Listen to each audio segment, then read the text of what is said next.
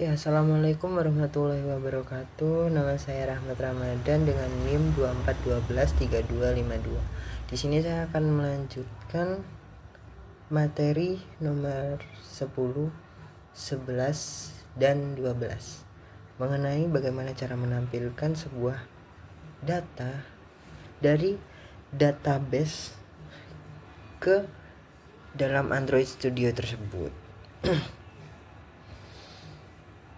Oke, pertama-tama tentunya kita harus memiliki sebuah database terlebih dahulu ya, agar mampu menampilkan data tersebut ke Android Studio kita. Oke, mari kita cari database kita dulu.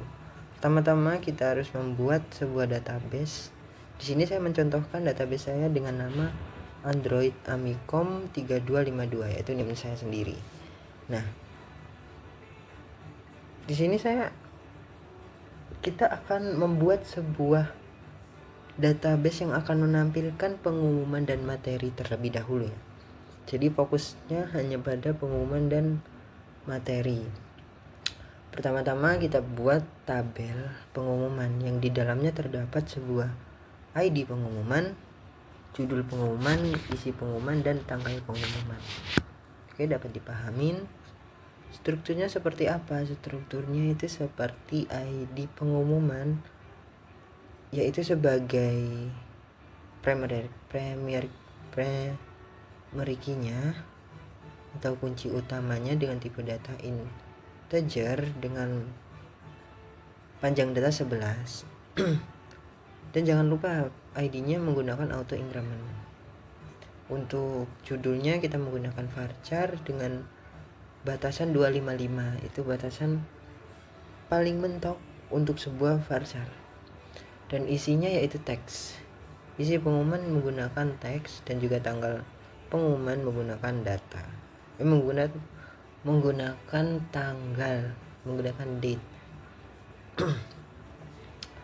Nah, setelahnya jangan lupa mengisi sebuah database tersebut dengan data yang kita inginkan. Di sini database saya berisikan ada 4 pengumuman, yaitu pengumuman untuk jadwal dengan isi ABC, tanggalnya sesuai dengan tanggal ini, sampai dengan pengumuman keempat, yaitu acara gelar karya mahasiswa sistem informasi dengan isi terserah ya. Dan isi seperti di gambar itu. Oke, untuk selanjutnya jangan lupa kita menambahkan juga untuk tabel materi, di mana tabel materi tersebut memiliki struktur data, yaitu ID materi sebagai primary key-nya dengan tipe data integer, panjang data 11, ID kelas integer sama panjang datanya 11, dan judulnya varchar dengan data maksimal, dengan panjang data maksimal 255, dan isi materinya yaitu teks.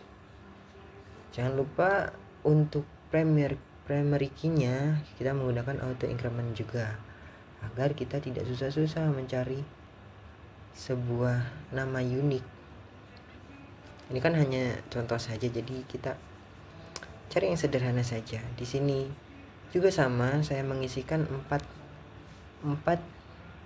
data pada tabel materi dengan isian 1 pengenalan Android Kotlin, 2x dengan ini, jangan lupa ID kelasnya ya. Ini nanti berhubungan dengan materi selanjutnya, tapi anggaplah itu nanti saja dulu ya.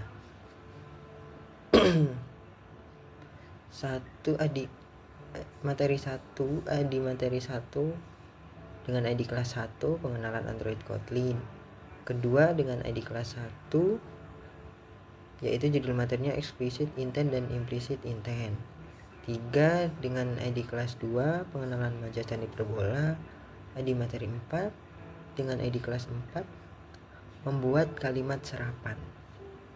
Nah, di sini kan sudah dapat dipahami ya bagaimana kita cara membangun sebuah database-nya.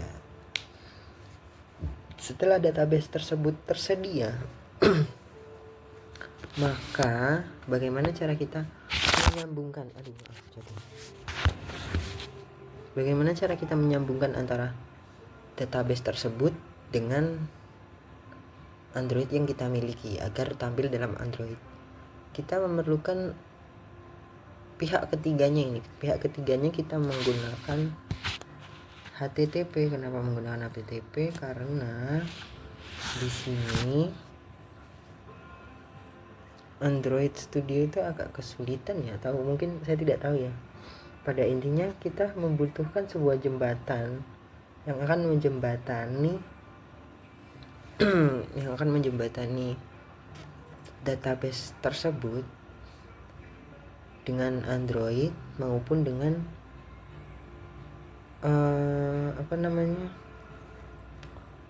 dengan website milik guru atau universitasnya tersebut. Di sini pertama-tama kita menambahkan dulu sebuah sebuah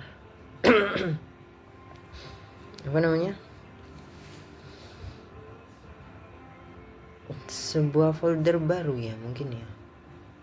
Menambahkan dulu sebuah folder baru yang bernama Android Amicom ke dalam localhost kita sendiri.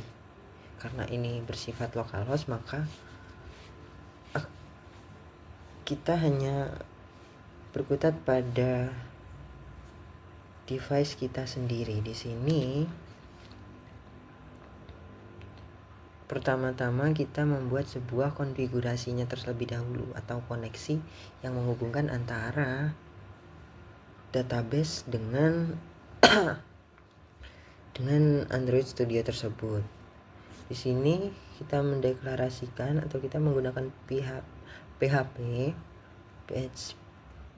dengan database sama dengan new MySQL, localhost, passwordnya root, username-nya kosong, dengan database yang diakses yaitu database tersebut tadi yang kita buat tadi kan. Contohnya kan saya menggunakan Android Amicom _3252. Nah, selanjutnya kita membuat sebuah pengumuman tampil .php. Di sini adalah otaknya, di mana kita akan memanggil sebuah database tersebut agar dapat diakses oleh aplikasi yang kita miliki di Android Studio tersebut. Di sini kita langsung saja ya, anggaplah database tersebut telah ditampilkan dengan kondisi dengan syarat di mana dia hanya bisa diakses oleh aplikasi yang kita miliki. Jadi tidak bisa sembarang orang mengakses database tersebut. Bagaimana caranya? Yaitu dengan cara kita menggunakan if dan juga else, if else. Di sini jika di dalam post tersebut terdapat sebuah kode, dengan kode tersebut memiliki password atau isian data Amicom maka dia akan menjalankan sebuah database yang kita miliki. Kita akan include terlebih dahulu config dan php. Di sini config tadi konfigurasi dengan pengumuman sama dengan array kosong. Selanjutnya ini berarti pengumuman tersebut itu berisi array kosong itu ya, array kosong tersebut ya. Selanjutnya bagaimana pengumuman tersebut bisa menampilkan sebuah database yang kita inginkan, yaitu dengan cara kita di sini membuat sebuah variabel ambil yang sama dengan ambil tersebut berisikan variabel database, di mana database tersebut akan melakukan query di mana dia akan mengambil segala data dari sebuah tabel pengumuman yang kita bikin tadi, di mana ketika while tiap sama dengan ambil melakukan fetch assoc, maka akan ini apa ini maksudnya, lupa aku. Dia sama dengan ketika ada variabel tiap dengan isian sama dengan ambil fetch assoc atau ya data yang ada di dalam tabel pengumuman tersebut, maka pengumuman tersebut dengan array yang sesuai dengan isi dari pengumuman tersebut. Kita kan tadi ada 4 array ya, berarti di dalam sana akan ada 4 perulangan tiap datanya. Data pertama, kedua, ketiga, keempat, dan selanjutnya.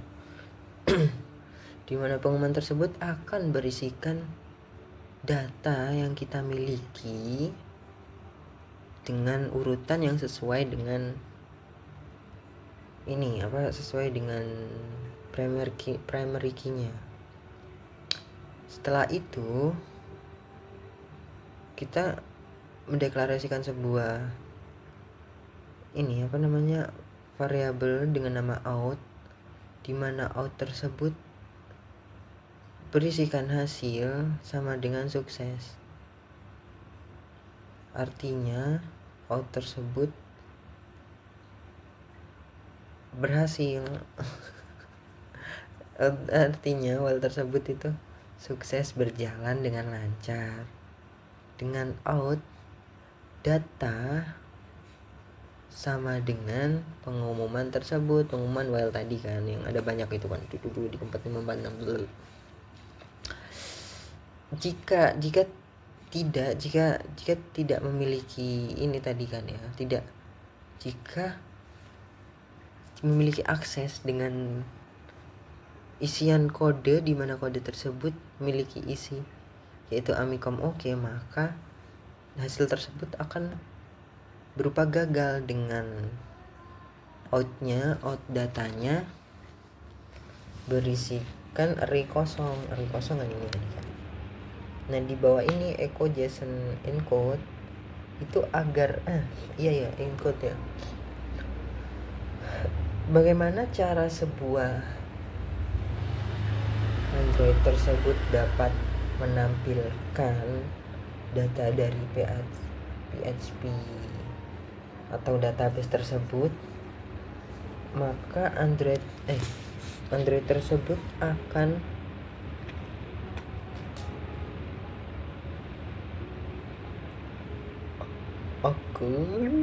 apa ya?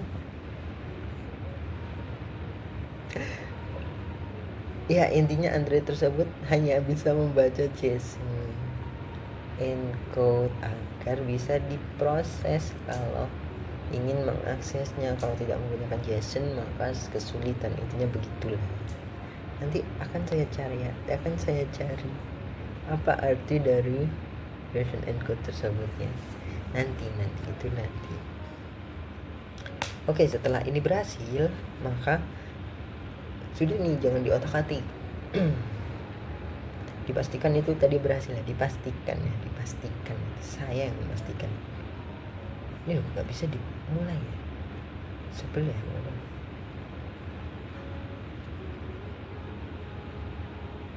Ini nggak bisa dihilangin apa ya?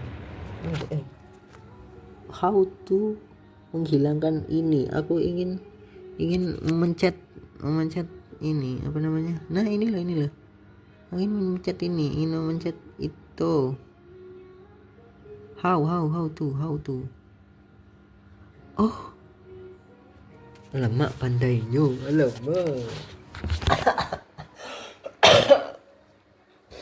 ya pada intinya seperti itu ya. Itu urusan nanti. Oke, selanjutnya kita pergi terlebih dahulu ke Android manifest.xml. Kita pergi ke backend-nya, di mana kita harus mengizinkan internet agar bisa diakses oleh aplikasi kita dengan menggunakan use permission. Langsung saja ditulis Android permission internet gitu, nanti pasti muncul auto koreknya. Setelah itu di bawah label aplikasi kita gunakan use clear text trafficnya menjadi true. Jangan lupa ya, jangan lupa agar internet tersebut bisa diakses. Oh iya, selanjutnya kita harus menginstal library HTTP ke dalam Android kita. Kita akan menggunakan library tersebut. Ya intinya kalian bisa mencarinya di internet ya dengan Android Volley, dimana oh ini nih kelihatan nih. Nah, Android Volley like this Android Volley. Nah, Android Volley yang ini tuh gratis dari Google ya. Kita ambil yang menggunakan Kotlin ataupun yang menggunakan Groovy ini. Sama saja, nanti secara otomatis akan menginstal. Setelah menginstal library tersebut ke dalam Android kita cukup sign in aja, mensinkronasikannya ke dalam Android kita. Setelah itu kita menuju ke pengumuman. Nah, di pengumuman ini kita akan merubah, tidak merubah banyak, kita hanya merubah isi di dalam sebuah variabel yang sebelumnya terdapat pada mutable list ini, variabel judul maupun variabel tanggal, dengan seperti berikut. Kita harus mendeklarasikan lebih dahulu minta sama dengan Volley new request queue dengan isian this. Ini kurang tahu ya halaman maksudnya. Selanjutnya kita mendeklarasikan minta data dengan objek sama dengan string request. Requestnya apa? Requestnya yaitu kita merequest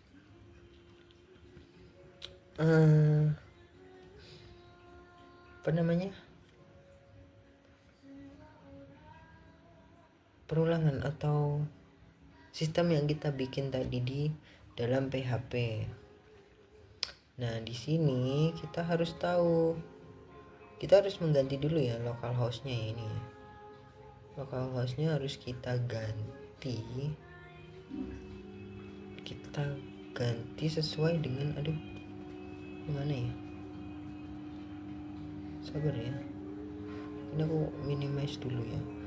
Kita ganti dengan IP config kita. Salah ketik.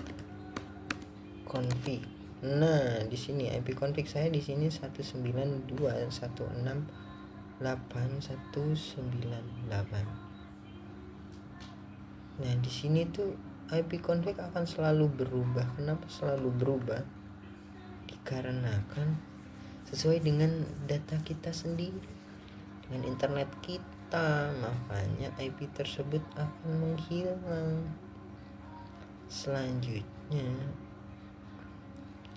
Selanjutnya kita memanggil respon tersebut dengan respon filenya data array, di mana data array tersebut akan memanggil JSON object dengan JSON object dengan get JSON array-nya tadi kan sudah ada kan ya, di data tadi kan,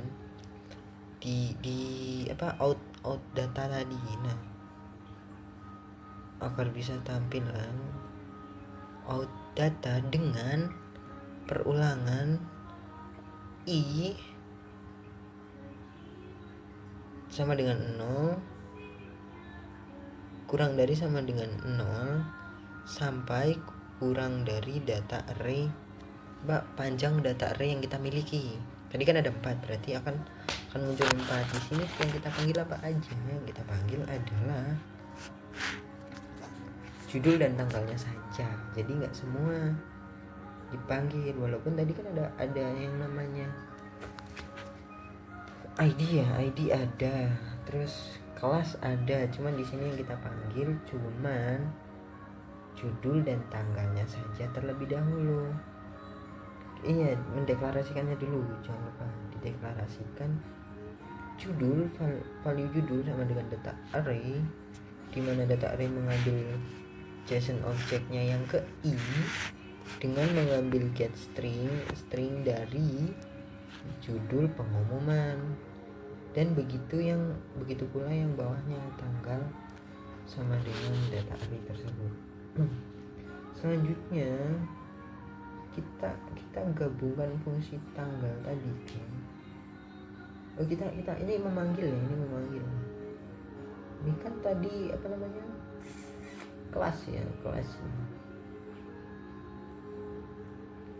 ini kelasnya kan, ini struct atau kelasnya, dimana judul akan ditambahkan sesuai dengan isi dari JDL atau judul. Tanggal akan berisikan dengan TGL atau tanggal.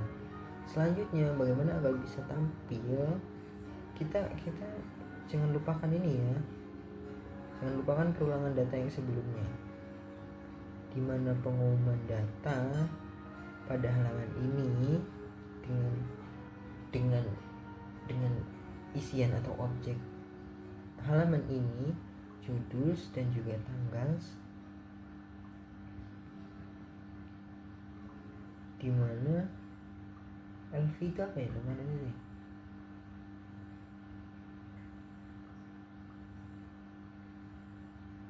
Linear view.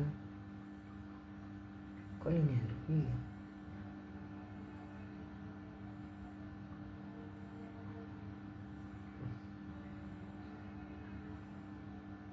Pada intinya ini yang ada pada tampilan pengumuman list view. Nah, list view ini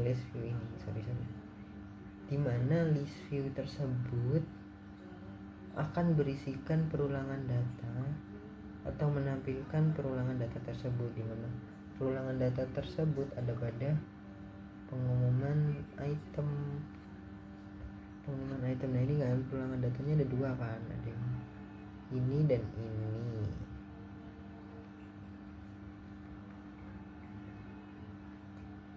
Dimana itu akan berisikan judul dan tanggal tersebut akan berisikan yang di atas ini tadi, yang database yang dari database yang kita miliki. Nah selanjutnya jika terjadi error, maka dia akan menampilkan error dengan message bermasalah. Nah di sini ini adalah override ini itu override get params ini agar tadi itu tersebut agar database kita, agar perulangan kita tadi tidak dapat diakses oleh sembarangan. Hanya kode yang kita miliki saja yang dapat mengakses database tersebut. Yaitu di sini kan kita bawaannya adalah kode dengan isian Amikom kan mutable map kan. Ya pada intinya seperti itu. Setelah semuanya selesai, maka kita harus memanggil sebuah HTTP tersebut kan, database tersebut, dengan minta di dalam minta tersebut berisikan data-data yang ada pada minta data valuable minta data tersebut. Oh my god. Pada intinya seperti itu. Selanjutnya kita menambahkan juga kepada kita melakukan hal yang sama kepada materi, karena kan hampir sama kan isinya, hanya saja berbeda pada pemanggilannya. Nah di sini dimulai ya. Hanya saja berbeda pada pemanggilannya, di mana yang diambil pada materi tersebut adalah select from materi, di mana left join kelas on materi kelas atau ini apa namanya,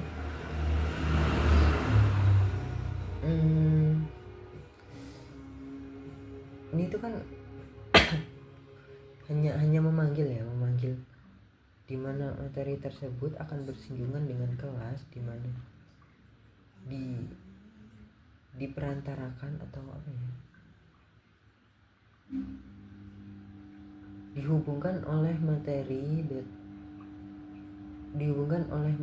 di mana materi tersebut memiliki struktur data ID kelas sama dengan kelas,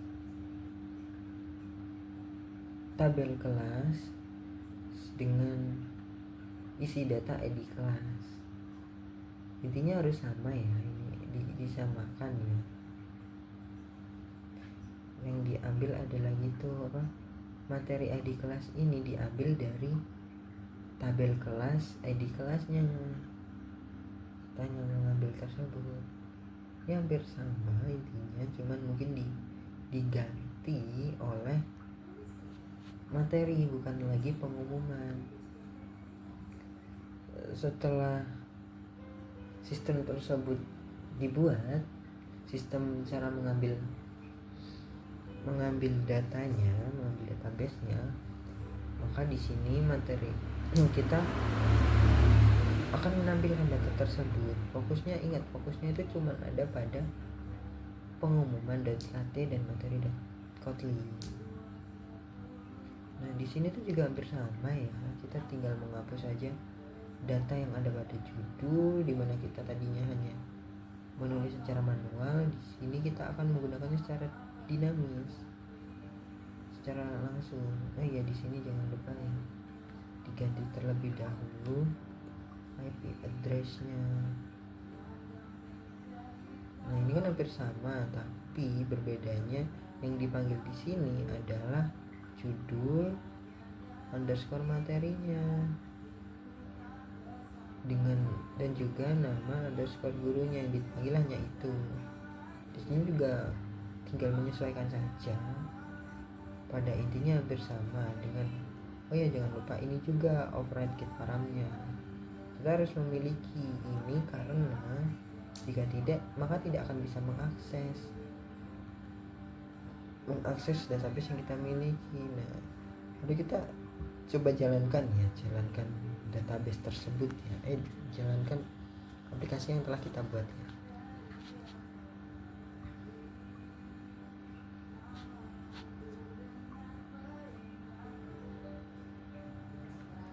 Nge-lag, sabar ya.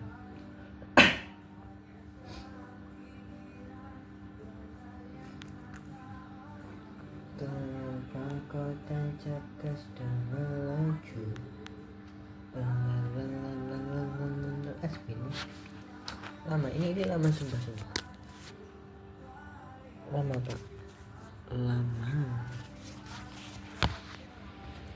sabar ya pak ya, ini lama pak, maklum HP kentang, bawa HP nya malah aman, HP-nya laptopnya kentang parah.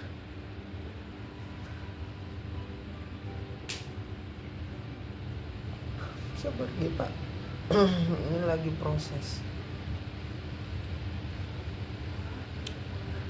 pak. Ini kan aku telat 5 hari ya, dengan posisi sekarang tengah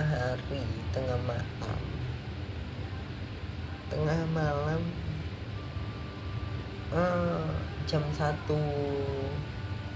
malam di hari Senin ini dimana sudah memasuki UTS. Apakah tugas saya masih bisa diterima, Pak? Maaf ya, aku nggak sopan.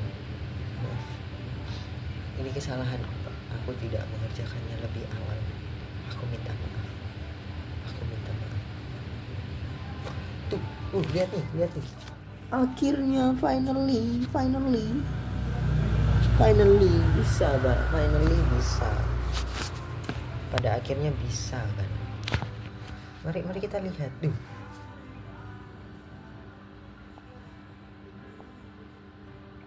Oh, enggak. Panik. Ini ya. Apakah bisa? Apakah bisa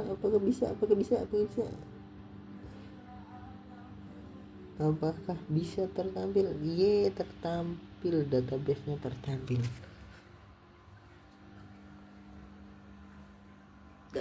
tertampil. Ini kan di bagian pengumuman ya. Mari kita lihat di bagian materinya apakah akan tertampil. Harap tertampil. Oh, tertampil dong. Asik. Ini dengerin, Pak. Dengerin suaranya. Belok kenceng banget. Kipasnya ngeden, Pak. Oh, gitu. Aduh. UTS, Pak. Aduh, ya ampun. Curhat dikit ya, Pak ya. Jujur BP ini nyambung ya. Kadang aku bingung apa itu artinya get param. Mutable map mungkin masih paham ya, cuman yang lain-lain ini loh. Tapi bisa dipahamin sendiri sih, cuman agak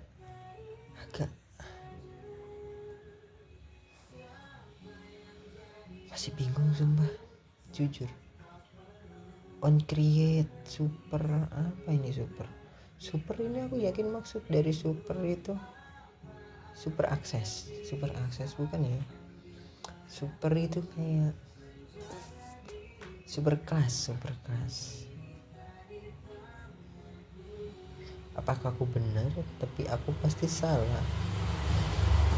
Sumpah ini aku masih bingung kadang itu. Tapi kadang juga paham. Ya gitulah derita mahasiswa ya, Pak ya. Terima kasih, Pak. Sekian dari saya. Bye-bye.